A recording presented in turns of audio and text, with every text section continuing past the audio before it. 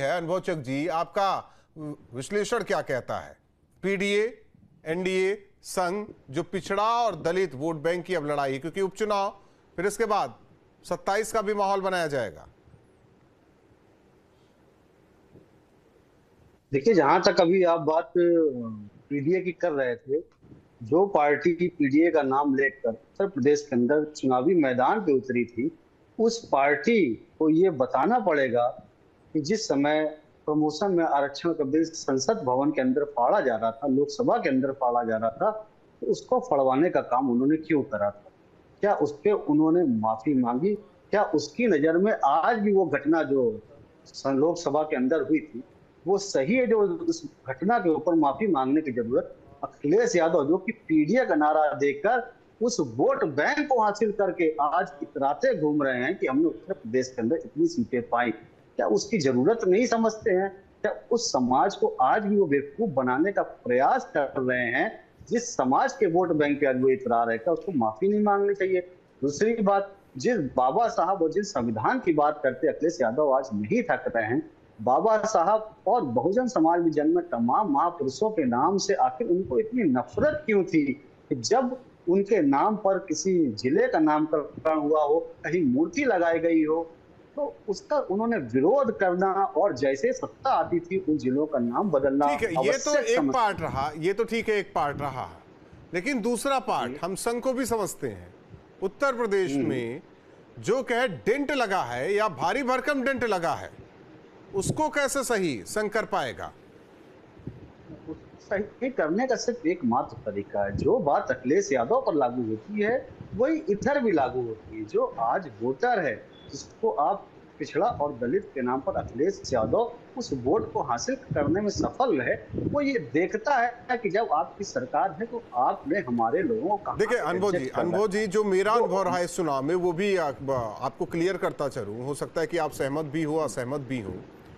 पहले कहा जाए प्रत्याशियों के चयन में, ठीक, दूसरी पार्टी ने, यानी कि जो गठबंधन है, उसने एक सटीक आकलन किया कि हमें कौन सा कैंडिडेट कहाँ उतारना चाहिए। ये हुआ। तीसरा हुआ संविधान वाली बात। चौथा खटाखट 8,500 रुपए वाली बात। तो ये कहीं ना कहीं से उधर 3 पार्ट भारी पड़ा इस पड़ने में, इस तराजू में, लेकिन इधर कुछ नहीं कर पाए। और संघ भी उतना एक्टिव नजर नहीं आया।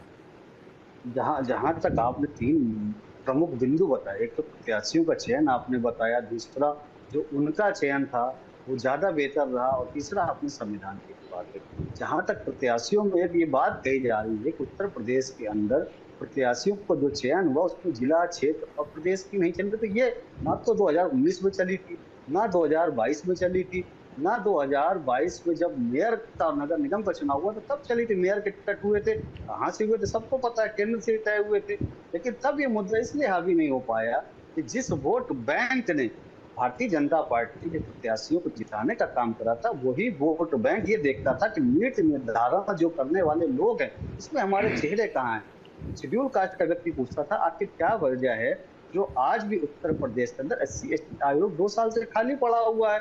तमाम ऐसे मुद्दे जिसकी वजह से आज समाजवादी पार्टी और कांग्रेस का जो इंडी गठबंधन था, उसको ये कहने में आसानी हुई कि ये जो भारतीय जनता पार्टी और एनडीए का जो यहाँ पे चुनाव लड़ने के लिए गठबंधन आपके बीच में आया है, जो आपके बीच में वोट मांग रहा है, ये जैसे ही 400 पार करेगा ये संविधान बदल देगा, ये आपके लिए हितकारी नहीं होगा। लेकिन इस बीच जो आप अपने साथी एनडीए के साथी दिखा रहे हैं, हम अनुप्रिया की बात कर रहे हैं, ये कौन सी पॉलिटिक्स है? नहीं, देखिए, कहीं ना कहीं से अनुप्रिया पटेल जो पिछली बार जिनका गठबंधन में जो शामिल थी, वो उनके 2 लोकसभा शायद जीते थे, और इस बार वो घट के 1 रह गई हैं। अपना चुनाव जीतने में भी उनको कठिनाई हुई है। उनको ये लग रहा है जिस वर्ग से वो आती है, उस वर्ग की आवाज अगर वो उसको डिवाइड करने का काम करें, जैसे 69,000 शिक्षकों की भर्ती के मामले में देख चुके, ओम प्रकाश राजभर हो चाहे और पिछड़े समाज के तमाम नेता हो, उन्होंने जिस तरीके से उनकी आवाज को नकारने का काम करा था, वो अभ्यर्थी सबके दरवाजे गए थे और उन्होंने उसके लिए दरवाजा नहीं खोला था। तो उनको समझ में आ गया जिस वर्ग से आते अगर उनकी आवाज नहीं उठाएंगे तो वो वर्ग उनको नेता मानने से बिल्कुल वो मना कर देगा, उनको नेता नहीं मानेगा, और जैसे ही वो वर्ग उनके पीछे से हटेगा तो जमीन पे आ जाएंगे। इसलिए आज अनुप्रिया पटेल भी वो आवाज ठीक। उठाने का काम कर रहे हैं। मतलब ये और आने जरूरी भी वाले है और समय मजबूरी भी है।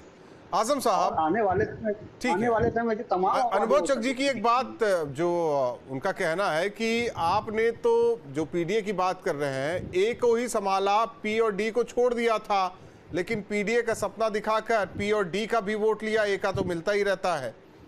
लेकिन उनके साथ कभी न्याय नहीं हुआ, जब सरकार में रहे तब भी, आज विपक्ष में है तब भी। ये तो अफसोस है कि दोनों जो भाजपा के प्रवक्ता हैं, जो भाजपा समर्थक राजनीतिक विश्लेषक है, वो तथ्यात्मक जानकारी नहीं दे रहे हैं।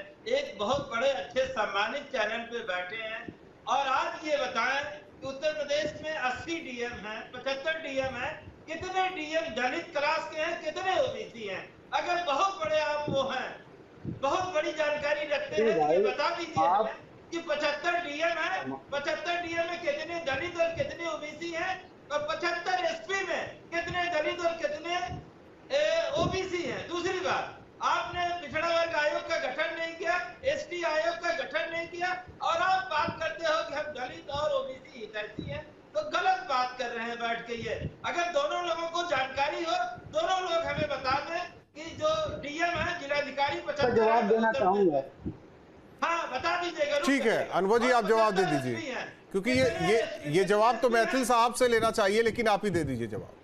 नहीं, कोई बात नहीं, उन्होंने मुझको भी शामिल कर लिया वो कह के। मैं तो आईना दिखाने का काम कर रहा था। मैंने खुद कहा कि SC/ST आयोग का गठन नहीं हुआ है, मतलब तमाम बातें कही जो भारतीय जनता पार्टी को अच्छी नहीं लगेगी। मैंने वो बातें कही कि वो सच्चाई है, लेकिन अब जो उन्होंने बात कह दी, ये तो पूरे प्रदेश की बात कर रहे हैं।